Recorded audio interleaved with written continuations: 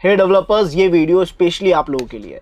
हमारी इस web development की फील्ड में एक बहुत ही कॉमन प्रॉब्लम है जो हमें अक्सर परेशान करती है। वो ये है कि सर, जब भी हम एक वेबसाइट बनाते हैं अपने क्लाइंट के लिए, उस वेबसाइट को हम अपनी तरफ से बहुत अच्छा यूआई, एक अच्छी परफॉर्मेंस उस वेबसाइट के जरिए प्रोवाइड करने की कोशिश करते हैं, लेकिन उस वेबसाइट में हमसे कहीं ना कहीं कुछ कमियां रह जाती है, कुछ लूपहोल्स रह जाते हैं, जिसकी वजह से एक ब्लैक हैट हैकर हमारे क्लाइंट का और उससे जुड़े हुए सभी यूजर्स का डेटा चुरा लेता है या हमारे क्लाइंट का लॉस करता है, हमारी बनाई हुई वेबसाइट में कमियां ढूंढ के उसको खराब कर देता है। So Ashish Kumar once again welcome you all to WS Cube cyber security learners. आज हम देखने वाले हैं कि हम किस तरीके से अपने सर्वर को एक बहुत ही बेटर लेवल पे सेफ और सिक्योर कर सकते हैं, जिसकी वजह से हमारे वेब डेवलपर्स ये जो वेबसाइट बना रहे हैं उसमें अगर कहीं पे कोई भी लूपहोल रह गया है, बिकॉज ये एक बहुत ही कॉमन पार्ट है वेब डेवलपमेंट में कि वहां वल्नरेबिलिटीज होने के चांसेस रहेंगे, तो हम अपने सर्वर को एक वेब एप्लीकेशन फायरवॉल के जरिए इस लेवल पे सेफ और सिक्योर कर पाएंगे कि हमारी वेबसाइट की मल्टीपल वल्नरेबिलिटीज वो अपना आप ही सेव कर देगा। So developers for providing your client a safe and secure website. यहाँ पे हम सबसे पहले क्विक इंट्रोडक्शन ले लेते हैं WAF का, यानी वेब एप्लीकेशन फायरवॉल। जिस तरीके से हमारी लिनक्स मशीन्स में, विंडोज मशीन में इनबिल्ट फायरवॉल्स होते हैं जो हमारे डिवाइस को सेफ और सिक्योर रखते हैं, उसी तरीके से हमारे सर्वर्स के लिए हम अप्लाई करते हैं वेब एप्लीकेशन फायरवॉल्स को, जो सर हमारी वेबसाइट से रिलेटेड जितने भी ट्रांजैक्शंस हो रहे हैं, जो भी डेटा आ रहा है या हमारे सिस्टम से जो भी रिस्पांस उसके बदले में जा रहा है, ये उनको अच्छे से एनालाइज करता है, मॉनिटर करता है। और फायरवॉल्स के रूल अगर हमने अच्छे से कॉन्फ़िगर कर रखे हैं तो ऐसा करने की वजह से कोई भी मिलिशियस कंटेंट, कोई भी मिलिशियस एक्टिविटी हमारे डिवाइस को इम्पैक्ट नहीं कर पाती, हमारी वेबसाइट पे कोई इम्पैक्ट नहीं डाल पाती। देखा जाए तो हम यहाँ पे server side validation, server side filters apply कर रहे हैं ताकि हमारी वेबसाइट अच्छे लेवल पे सेफ और सिक्योर हो जाए।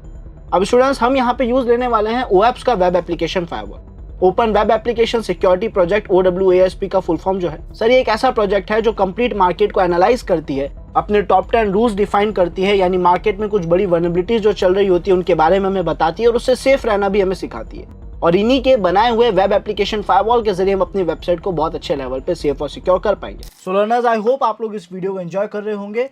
एंड लर्नर्स, अगर आप लोगों के लिए साइबर सिक्योरिटी एक पैशन है, आप साइबर सिक्योरिटी के कंटेंट को डिटेल्ड में प्रैक्टिकल लेवल पे मेंटर की गाइडेंस के साथ सीखना चाहते हो लाइव जूम क्लासेस के जरिए, तो आप लोगों को मिल रहा है WSCH WS Cube टका सर्टिफाइड एथिकल हैकिंग का बैच, जिसके अंदर आप लोगों को मिलेंगे 12+ असाइनमेंट्स, 3 मेजर प्रोजेक्ट्स जो कि आपकी ओवरऑल स्किल्स को पॉलिश करने में बहुत मदद करेगा। और इसी के साथ साथ हर एक मॉड्यूल के चिट्स, नोट्स जैसी काफ़ी सारी चीज़ें आपको मिलेगी जो आपके स्किल्स को बेटर लेवल पे इंप्रूव करेगी। सो लर्नर्स, अगर आप लोग साइबर सिक्योरिटी में अपना करियर सिक्योर करना चाहते हैं, then don't waste your time, just grab this opportunity now. नीचे डिस्क्रिप्शन में आप सभी को फॉर्म लिंक मिलेगा, जिसे फिल करके आप आज ही इनरोल कर सकते हो अपने इस फेवरेट कोर्स में। तो इसके लिए हमें करना यह है कि हम एक मॉड सिक्योरिटी के फायरवॉल को इनेबल करेंगे, यानी स्टार्ट करेंगे, जो कि हमने लास्ट वीडियोज में भी करा होगा, लेकिन इस बार उसके अंदर जो रूल्स रेगुलेशंस हैं वो हम OAPS के ऐड करेंगे ताकि वो और भी बेटर और बेस्ट लेवल पे सेव कर सके।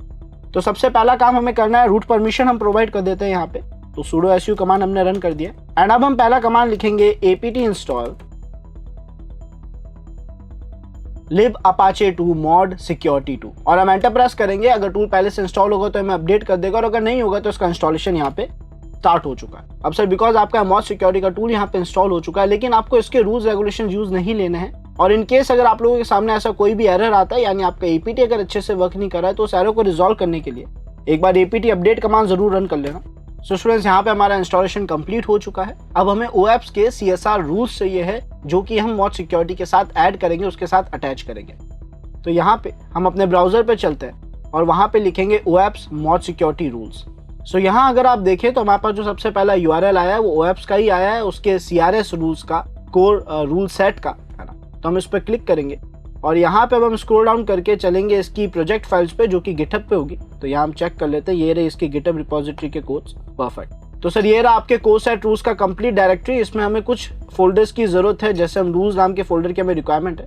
तो ऑल दो हम यहाँ पे क्या करेंगे, इसे कॉपी कर लेंगे। कोड पे जाके हमने URL को कॉपी कर लिया और अब हम अपने टर्मिनल पे चल के गिट क्लोन कर देंगे। तो हम यहाँ पे कमांड लिखेंगे git space clone and address. So यहाँ पे हमारे पास कोर रूल सेट जो है वो आ चुका है, OAPS के कोर रूल सेट आ चुके हैं जो हमें मॉड सिक्योरिटी के साथ अटैच करना है। अटैच करने के लिए हमें बेसिक कॉन्फ़िगरेशंस करनी पड़ेगी, कुछ डायरेक्टरीज को एक जगह से दूसरी जगह ले जाना पड़ेगा। सबसे पहले अगर हम कोर रूल सेट के फोल्डर में जाए और यहाँ पे LS लिखे तो आपको कुछ फाइल्स यहाँ दिखेगी जो हमारे लिए जरूरी है। सबसे पहला जो डायरेक्टरी है रूल्स नाम का, ये हमारे लिए जरूरी है। दूसरा CRS-setup.config नाम की जो फाइल है ये हमारे लिए जरूरी है। तो हम यहाँ पे कमांड लिखेंगे cp स्पेस रूल्स, यानी हम रूल्स नाम के फोल्डर को कॉपी करना चाह रहे हैं मॉड सिक्योरिटी की डायरेक्टरी में, जो कि etc लोकेशन में हमें देखने को मिलेगी, /etc/mod security and enter. -r यहाँ पे हमें स्पेसिफाई करना पड़ेगा बिकॉज हम एक डायरेक्टरी को कॉपी कर रहे हैं। एंटर प्रेस करा एंड साथ ही साथ हमारी जो crs setup.config.example नाम की फाइल थी इसको भी हम कॉपी कर देंगे। तो हमने यहाँ पे cp कमांड लिखा, सब कुछ सेम रहेगा, बस फाइल का नेम चेंज हो जाएगा यहाँ पे एंड एंटर। अब सर हम चलते हैं मॉज सिक्योरिटी की लोकेशन पे और वहां पे चल के कुछ बेसिक कॉन्फ़िगरेशंस कंप्लीट कर देते हैं। तो यहाँ पे आप देख सकते हैं आपके पास crs नाम का एक फोल्डर है, रूल्स नाम का एक फोल्डर अभी अभी हमने यहाँ पे कॉपी कर दिया है। उसके अलावा mozsecurity.config फाइल है और crs setup.config फाइल है। तो आपको इन दोनों फाइल्स को रीनेम करना है यहाँ पे, यानी mozsecurity.config के आगे जो डैश रिकमेंडेड लिखा हुआ है उसको हटाना है और यहाँ पे .example को हटाना है। तो हम इसको mv कमांड के जरिए रीनेम कर देंगे। हमने यहाँ पे इसका नया नाम मेंशन कर दिया है, एंटर प्रेस करा तो आप देख सकते हो सर ls लिख के कि आपकी जो फाइल है वो रीनेम हो चुकी है। इसी तरीके से हमारी जो मॉज सिक्योरिटी वाली फाइल थी हम इसको भी रीनेम कर देंगे। और सर अब अगर हम ls लिख के कंफर्म करते हैं तो हमारे यहाँ पे mozsecurity.config फाइल भी इनेबल हो चुकी है, यानी सही हो चुकी है, रीनेम हो चुकी है, और crs-setup फाइल भी रीनेम हो चुकी है। रूल्स नाम का फोल्डर हम ऑलरेडी ऐड कर चुके हैं। हमें अब और माइनर मॉडिफिकेशंस ये करनी है कि हम चलेंगे mozsecurity.config नाम की इस फाइल में gedit space. In case learners अगर आपके पास gedit इंस्टॉल ना हो तो आप नैनो का यूज ले सकते हैं। जैसे हमारे पास अभी gedit इंस्टॉल नहीं है तो या तो हम इसे इंस्टॉल कर लें apt इंस्टॉल कमांड के जरिए। gedit और कुछ नहीं है, ग्राफिकल एडिटर है जिसकी मदद से आप नोटपैड की तरह फाइल्स को मैनेज कर सकते हैं, एडिट कर सकते हैं, क्रिएट कर सकते हैं। सो अब हम यहाँ पे फिर से कमांड लिखेंगे gedit स्पेस mozsecurity.config।